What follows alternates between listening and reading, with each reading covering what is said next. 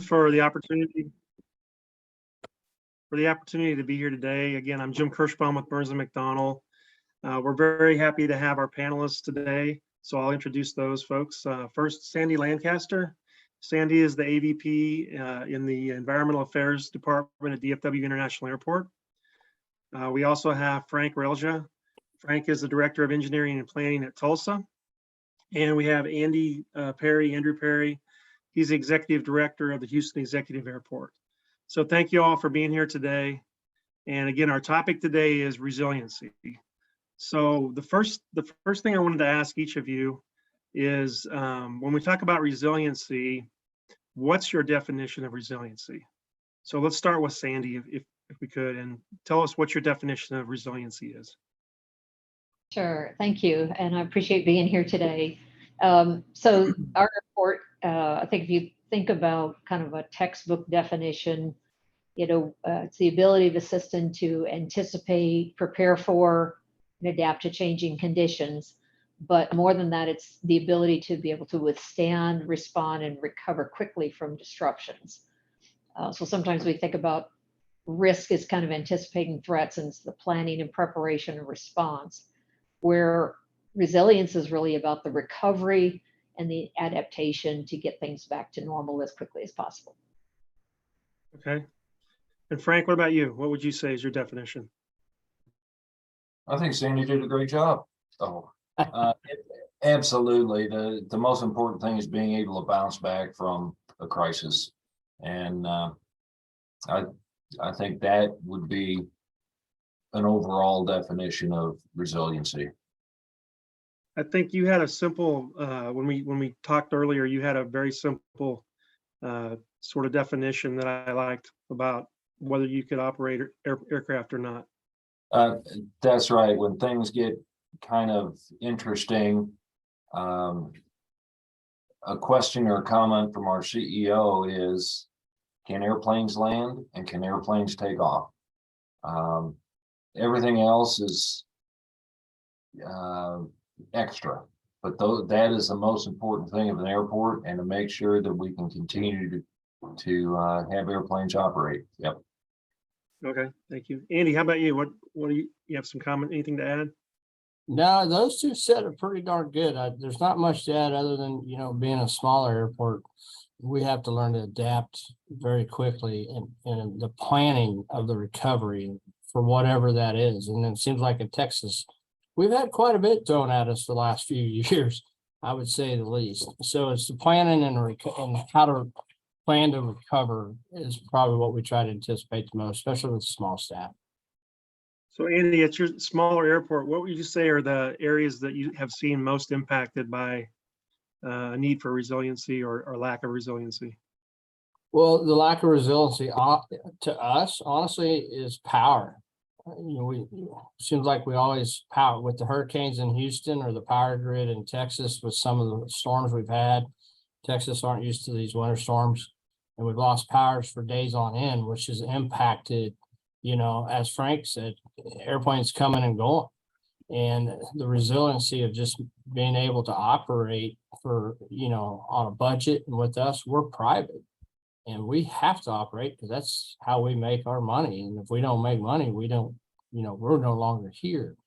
So, going down to the bit of the bottom, I said, Frank, I never heard it that way, but are we operating? Are planes coming and going? Is people getting in and out of the airport with the resources that we have, which is not abundant in the general aviation corporate world? Okay, and Frank, how about you? What are the areas that you see most, where you're most impacted? I think probably the most important thing is electricity. Without that, you can't heat and cool your building or cool your building. Passengers can't get up and down except if they use the old-fashioned stairs. Communication is gone. The airfield wise, you don't have electricity, you're shut down at night. And that's the kind of jumping in one of the other questions. If you stick with the FAA criteria, a lot of times you're going to be resilient in some of those areas, such as electricity. One thing I got to think about the other day, something we don't think about is water and natural gas. You know, if we, for some reason, something happened and we lost natural gas flow in the wintertime, we wouldn't have a way to heat the building. And if we don't heat the building, you know, there goes your water. Something happens to our water supply, terrorist attack or something, we don't have a way to readily bounce back from that. We don't have anything in a plan that I'm aware of. But those are two things that, like I said, you may not think about. Right. Sandy, what about you at DFW? So I would echo Andy and Frank in terms of energy. Energy is a big issue, as well as, you know, climate risk, extreme weather. But going back to 2021, when we had the big freeze, we had power outages, which led to pipes freezing and breaking. I think at one point in time we had 110 broken pipes that we were trying to track down across our entire campus, all while trying to heat and cool our terminals, get passengers in and out of our airport. So that became a big challenge. We actually had fuel systems that were frozen, and so the ability to get fuel for the surface vehicles was a challenge. So, and it all comes really back to climate risk, and extreme weather is kind of where you get into some of these issues as well. So I thought one of the interesting things that you guys mentioned when we talked the other day, back in 2020 when we had the freeze, is that you were able to switch over to jet fuel for some of your fuel for heating. So our central utility plant, yes, it typically runs on natural gas, but we have a jet fuel backup, and we had to rely on that backup during that freeze period, which was extremely beneficial to have that option. So as you look at resiliency at your airports, obviously there's different steps from planning to implementation and execution I of probably should call you Danny since it's other people those on it. items. Sorry. Oh, okay, I changed it. Yeah, it's Dan. And so what are the steps at the airports, at your airports, as far as going from sort of the planning stage, and how do you plan for resiliency at your airports? Obviously it's different at a DFW versus a smaller airport, but let's start with Sandy. And you know, what's your steps that you take at the airport to plan for resiliency? So as I mentioned earlier, you know, there's the risk side and there's the resiliency side. We have a whole risk council that actually meets frequently and looks at risk from different perspectives. But resiliency is really the ability to understand those disruptions that occur, and then how can you adapt. So I think a key component into that is every time we have these, you know, a lot of times we'll gather together and we'll do kind of a hot wash of, you know, looking at what went well, what didn't go well, and then what didn't go well, why not, and what can we do different. And adapting to those lessons learned, I think, is one of the keys to being able to be truly resilient, to learn from your mistakes or learn from obstacles you ran into, maybe not mistakes, but then be able to find ways that you can recover quickly and be more prepared for the next disruption as it comes up. Okay. And Frank, how do you typically consider lessons learned from an event? How do you take those and be able to integrate those into your processes or into your airport plans? I think possibly something more important than having a plan is to be able to adapt and overcome. You could plan for the entire terminal building being knocked down with a tornado or hurricane, but what is the possibility of that happening? So I think what we could do here at TUL, the way the terminal building is set up, if we lost one of the concourses, we could just close that section off and move all the aircraft over to the other concourse. It would be crowded, but we could still continue to allow planes to land and take off. You can plan to a certain point, but just wait. Something's going to happen. It's going to hit you that you didn't have a plan for, and that's when you adapt and overcome.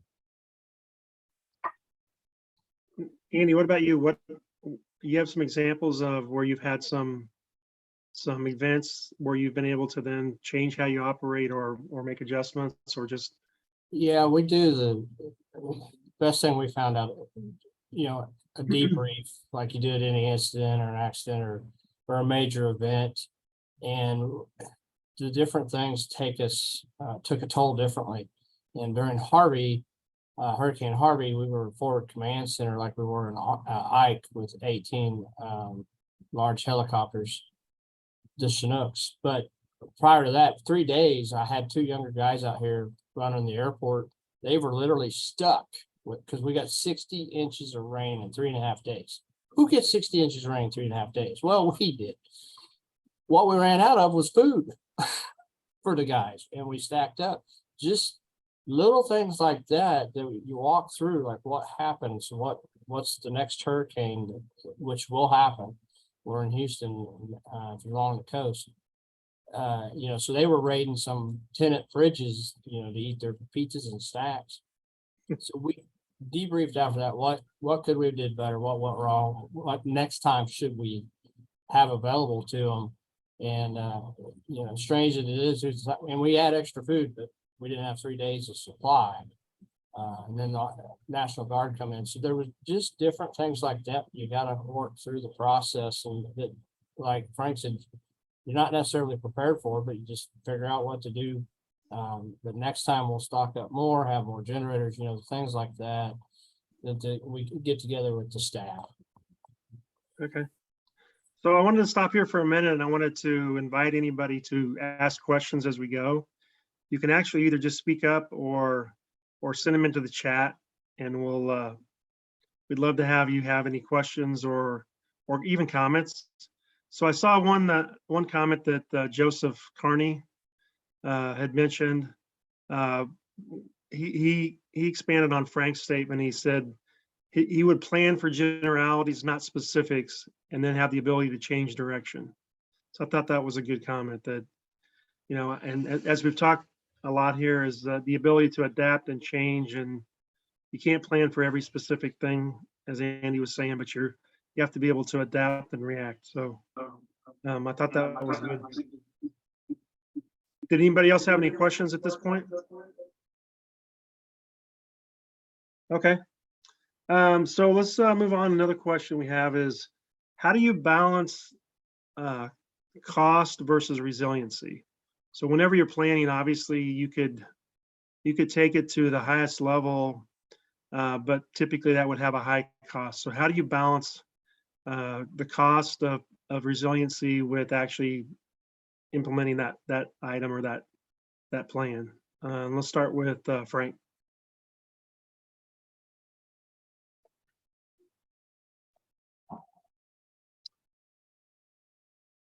When people say, that's a really good question, that really lets you know that they really don't have an answer for it. But, that's a really good question. Balancing risk and reward is tough. Do you talk strictly of funding, of money, or do you also include the passenger's comfort and their ability to move around and get around? It's easy to say financially, this is a smart move, or financially, this is not a good thing to do. But yet when you start factoring in the human factor, that's when it really gets complicated, especially for me.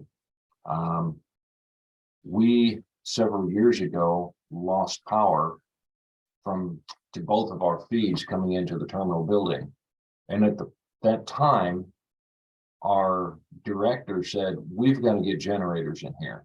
Well, I want to say at the time that was something like $2 million to produce enough power through generators to run the entire terminal building and concourses. Was that a smart move?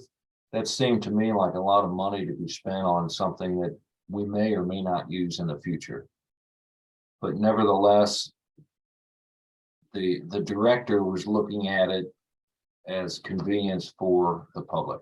And it's hard to put a figure on that.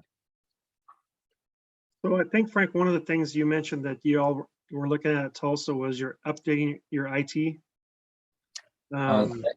Yes, that's another thing we are looking into is, we have a redundant system to some extent. Is it 100% redundant? I don't think it is. We have room to expand and to improve. And that, with this day and age, is going to take some funding to do. And it's just something that we're going to have to budget and take care of. Yeah, it would seem like with IT, because technology changes so quickly that it's almost, how do you plan? You almost plan for what you can plan for, and then by the time you get ready to implement it, things are changing. So you could spend a lot of money and continue to try to upgrade. At some point, you have to kind of cut that off. That's true, even though IT changes month to month, year to year. If you take the steps to make your system a little bit better, you're going to be a little bit better. It may not go in and do a full blown, we are state of the art, nothing is better than what we've got. I don't know that you could justify that. I'm not an IT person, but if we fill the gap a little bit, it's going to be better than not filling it at all, the way I look at it. And Sandy, how about you at DFW for that balancing the cost versus resiliency across the systems? So a thought that I had is, I mean, it's a great question, and sometimes things don't seem like they're worth the cost, but when you're in a crisis, then suddenly that cost doesn't seem like it's so extreme. But one of the things that DFW has done is we've invested in some tools to enable ourselves to be more resilient. For example, we partnered with the National Renewable Energy Lab, actually initially looking at energy with a grant from the Department of Energy. But that's evolved to where we've, through NREL, have created a digital twin of our airport. So we can actually model situations to understand real time what's actually going on. And then we can model kind of what if scenarios to evaluate what, if we implemented a new policy, how that might change the plan. A couple of examples would be, we actually mapped our entire Terminal D from all levels, the utilities, so we can understand better those systems, that interconnectivity, how that connects back to our central terminal area, or to our central utility plant. We've been able, with our work with NREL, to understand that, you know, we have 4 boilers that are running all the time to heat and cool the terminals. And we found a way to optimize those. So we're actually not using, maybe we're only running 3 of the boilers at a time without any change in the comfort levels of the terminals. So that translates to energy savings, but it also translates to the ability to preserve infrastructure and to be able to adapt and have that flexibility in our tools. We've put sensors in our runways so that when we have winter weather events, we actually have real-time information of the actual pavement temperatures of the runways. And then we can utilize that to have better information for decision-making as to when to go out and treat our runways and to apply different chemicals. So that, you know, that digital transformation, that partnership with NREL has been really helpful in giving us tools to help us make better decisions. Okay. And Andy, I'll come to you lastly, but how do you balance the relationship on the risk or the likelihood of occurrence happening, and then taking the steps that you need to do to prepare for that? Well, with the 2 airports we have, for our background, for anybody that doesn't know, we're completely private. We don't accept AIP funds and we can't accept state funds. So we just literally have to look at what is the risk versus the reward, and then our checkbook, you know, can we afford it? So we look at things a little bit differently for sure. We're not the norm for airports.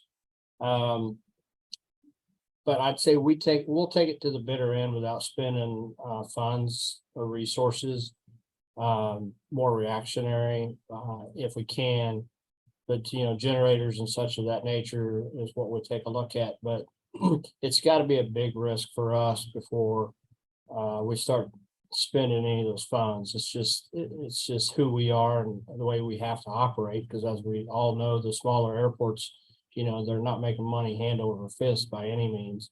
And, we're in that boat too, but corporate's our niche and we got to keep our corporate guys flying. So we look at even, go back to Frank's statement, it can't be any better. Can the airplanes get in and out? Can we get our customers in and out? And that's the risk we look at.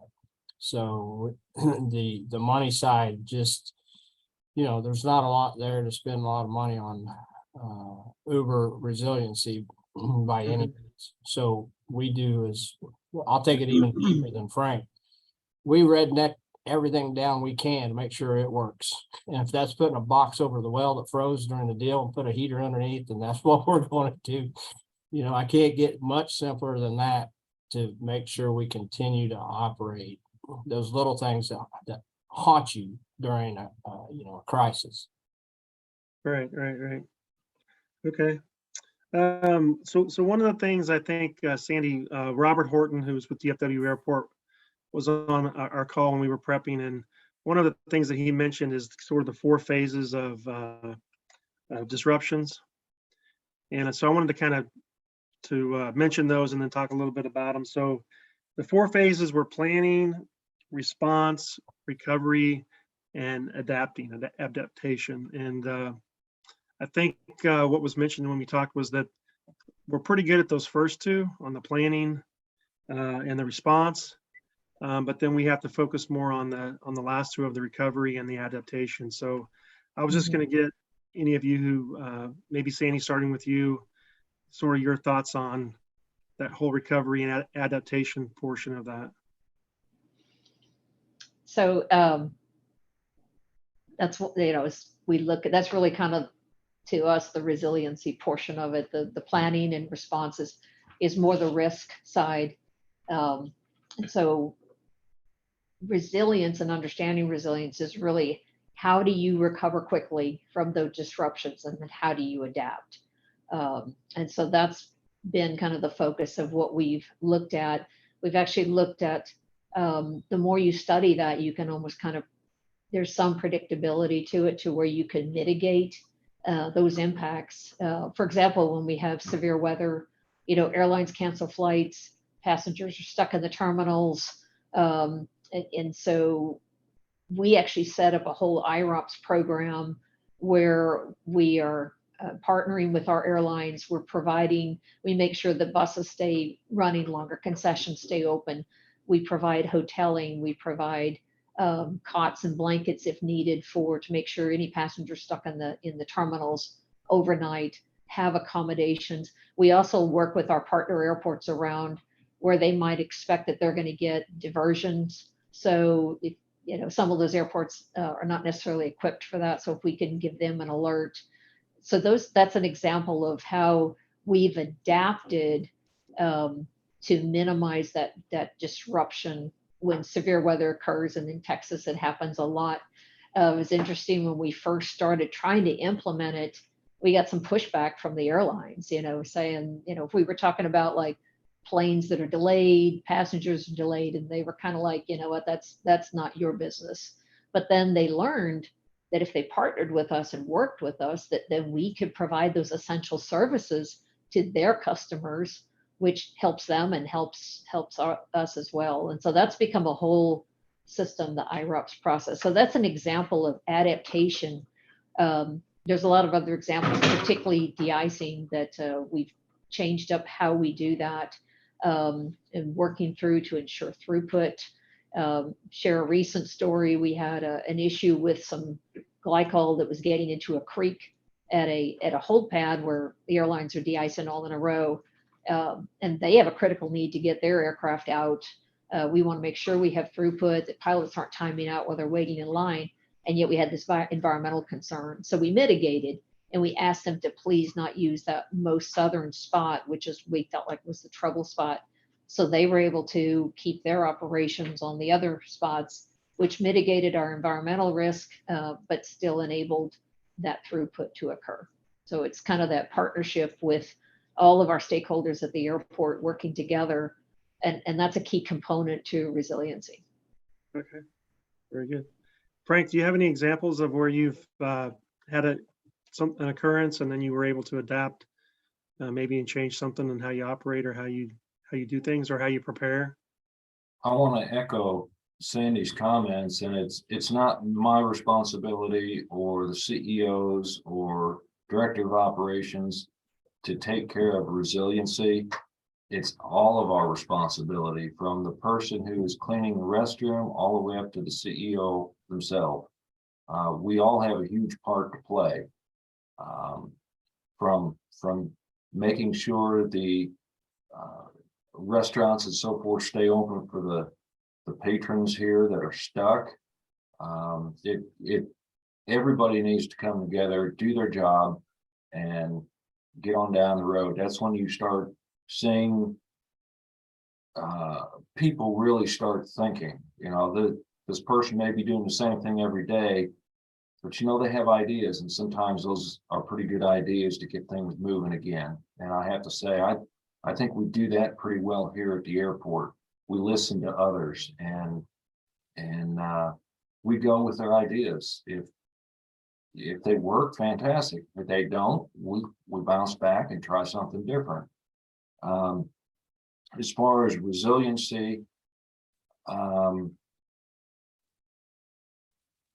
we have our fair share of snow and ice here. And I think we do a fantastic job of making sure that runway stays open. We have a lot of equipment. We just purchased some equipment, I believe it was in 21. We purchased it in 21. I think it got here in 22. But nevertheless, we all pull together, and that is the important thing. And I think our biggest crisis a lot of times is the weather, is the snow, and we figured out how to deal with it. Okay. It would seem like one of the things that I wouldn't necessarily tie it directly to resiliency normally, but as Sandy mentioned, kind of working with the airlines and other folks, just the whole communication factor of how you work together across the airport with the different agencies, the different groups, and having that relation. I would think having that relationship in advance would help a lot towards when you have an emergency. You guys feel like that's an important part, or do you see that working at your airports? And I'll ask whoever wants to respond. During the snow events up here, and this may be DFW and just about any other airport, but there's a snow desk, and all of the communication goes through the snow desk, identifying where, when, how the equipment's going to be moving. If there is a tenant over on the west side of the airport that we don't clean because it's not priority 1, it's priority 3 or 4, they call into the snow desk and say, hey, in 2 hours, I've got a flight that needs to get out. Well, we work that into our system so that we can get a truck over there, clean the route, operations moves in, following vehicle, and we take care of it that way. Communication is extremely important. We have meetings prior to the snow event. We talk with our airline managers, say, look, guys, if you don't have a plane at your gate, suck that gate all the way in, get all your equipment out of the way. We can clean a whole lot closer to the terminal building if we don't have to go around all of your equipment, because we will not go around it. We don't want to get close enough that we may damage a piece of equipment. And the airlines comply. They know that it's to their advantage to work with us and do what they can to make our job easier. Communication is a key. So one of the questions that was asked on the chat is there a requirement by FAA, TSA, or any other agency for submitting a resiliency plan of any type? There is not currently. They may want to in the future, but right now it's not a requirement. It's kind of up to airports really to recognize the need and adapt. So is resiliency, maybe different at larger airports versus smaller airports. So let's go to Andy for a second. So Andy, when you have a project that you're going to do, like an infrastructure project or whatever that requires design, is there an effort to look at resiliency, or is that sort of just kind of goes in with the design and you kind of deal with it later? Well, it depends on the infrastructure, runways, taxiways, no, hopefully it's in, system generated and all that. If it's a terminal building or maybe a large hangar that we've got to get our flyers in and out, we will take a look at the resiliency of it, if it's cost effective, or put in some kind of manual. Goes back, and it still goes back down to what Frank CEO said, can I open the hangar doors to get the airplane out so they can fly? And that's how the GA side, we have to look at it. And the T hangars, do we have a system to get it open if it's not generated? So we've made sure we can manually operate them. May take a while. So we look at it each individually. And then we also add in the cost. You can't have, well, you can, but you don't want 15 generators running around here, because then you got to maintain 15 generators and gas and oil and propane, whatever runs it, then it becomes another maintenance issue. So sometimes for the smaller airports, it's probably a pretty tough question to answer on the cost of it. We all have the same kind of issues, just the Dallas and Tulsas of the world have a lot more and a lot larger issues than we do. Right. My background in commercial service, we did take a harder look at it, going back, is the terminal generated? Can we get the plows out quick enough? Do we have enough people who can come in? And that's the same thing we go through now, really more towards the hurricanes or a once every 5-year winter storm for Texas. Okay. So I'll ask each of you, and we can start with you, Annie, although you're at smaller airport. Do you have any projects that are upcoming that deal specifically with resiliency, or that they would have specific aspects related to resiliency? We are definitely taking a look at the power issue specifically for Austin. That was rough on us, that winter storm, and we're kind of taking a look. We had a generator, it's not large enough. We are looking at those issues. As we all know, it's a pretty sizable cost, and especially now. So there are a couple of those items going on. Houston, we're in pretty good shape. We're always just worried about the hurricane, so we kind of have plans prepared when the next one hits to make sure we can recover and act quickly to get the National Guard in, or whoever's, or the corporate guys bringing in, to serve their corporations. So we do have a couple going on. It's a cost issue for us again. Okay. What about Sandy? What about DFW? So I would kind of liken this back to our sustainability management plan. We identified what we call North Stars. So they're aspirational goals. And DFW is on a record, we're going to be carbon neutral by 2030. So we have a roadmap to that. But when we think about resiliency, a lot of the sustainability aspects kind of build on that.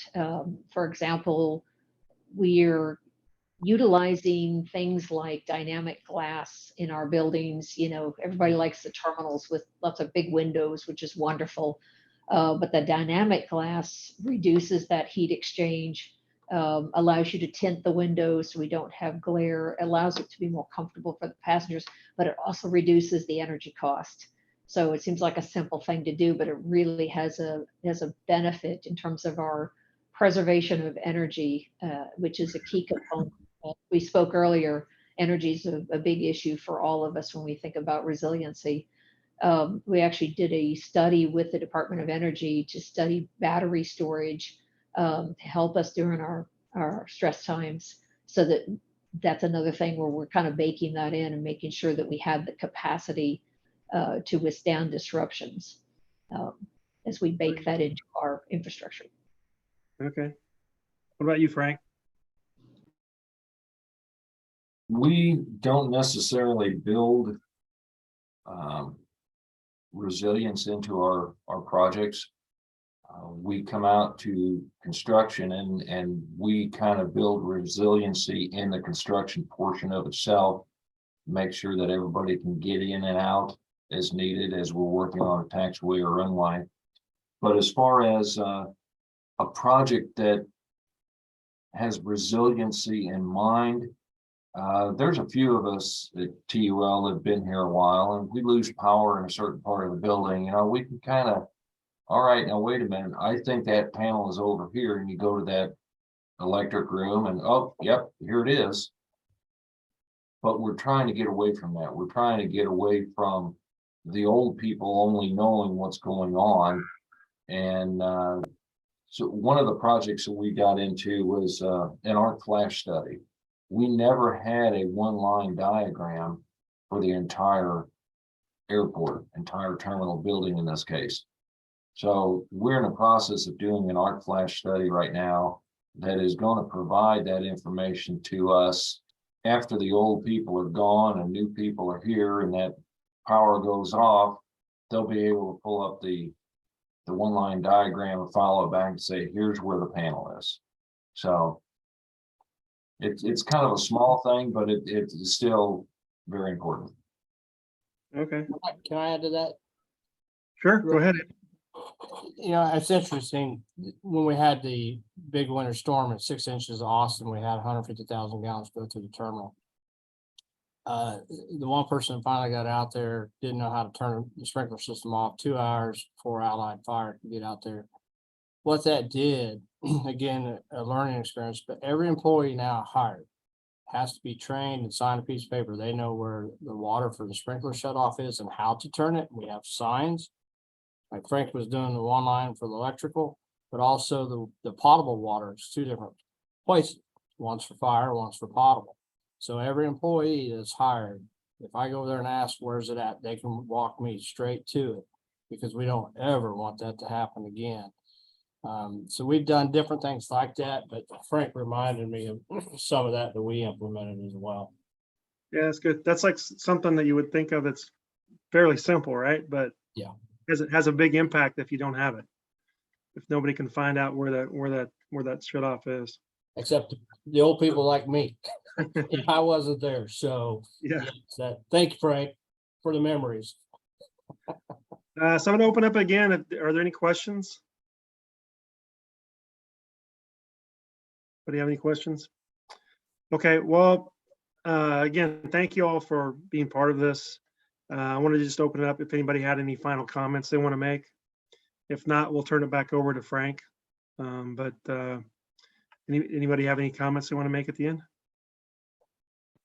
I was just going to add that, we're talking about, airports in our region, but this is a system-wide issue for airports as they deal with it, as we're all dealing with extreme weather, power shortages, et cetera. So I think this is a great topic. I really appreciate you all covering it. And I think it's something we'll be talking more about. To the question earlier about, is FAA going to require this? It kind of reminds me of, we first started talking about sustainability and nobody really knew what that meant. And I mean, today it's a buzzword on everybody's lips. I think resiliency, needs that same kind of a champion.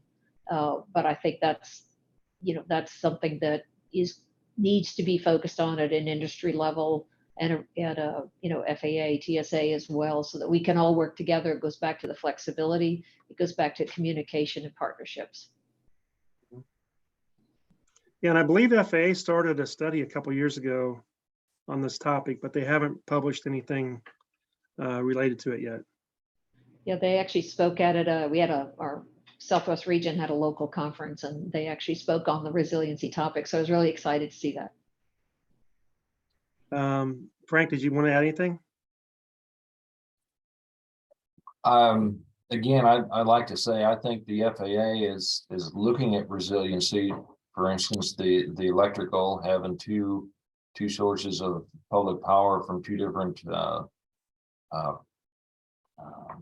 power stations, but they also, I think, look at it in a little different way. They are resilient by diverting aircraft from one location to the other. That could be their resiliency plan. Now, what they impose upon the airports, I'm glad to know that they're looking at it. I'm not glad to think of what it's going to cost us. Yeah. Well, maybe some funding will come with that. who knows?